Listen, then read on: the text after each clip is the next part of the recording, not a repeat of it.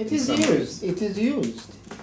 And what I would also call rhetoric is just recently the bishops were saying LGBTism, I could even use LGBTism, is anti-biblical. It is attacking the Bible. It is attacking this institution of marriage. But it is not. It is not. It is to say we are here, we are real. Well, you may try to interpret the Bible in a certain way. We may not agree on that. But nobody I know who has said the Bible should be thrown away so that we can have LGBT flourish. Nobody. Or let us not have marriages.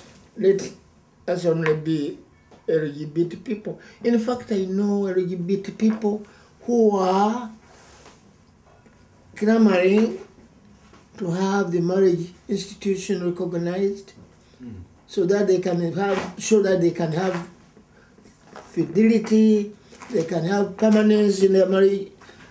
I don't see why they attacked with that. They are doing this because they are against marriage.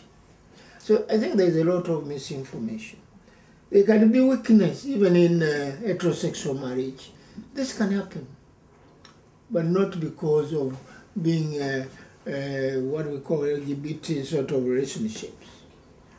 These things have been heterosexual marriage have been there all down the history, but we have problems still. These are problems, human problems. Everybody has them. Yeah. I don't see. So it's a matter of rhetoric, as you say.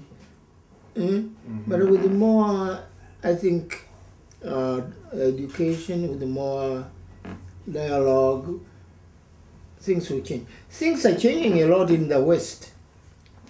And they are going to change also. You know, the problem has been people thought marriage has to have, you have to have children. You'll hear it said over and over again. Yeah, people say, you can understand this. When people are trying to get with their, what we call the brain, that you should have as many children and so on. So children was, so somebody had to keep quiet if he did not like to have children. It wasn't accepted. The people didn't like to talk about it. But these people have been there. Homosexuality is not important, is not what. But as people understand that marriage is not only for children, it is love, which is very important in marriage. So people are saying, well, I can have a relationship. It is not good to be alone. A person, a human being was created to have a kind of relationship.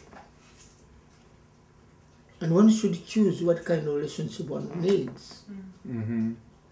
Yeah, why do you compare somebody to go where is not his way or her way?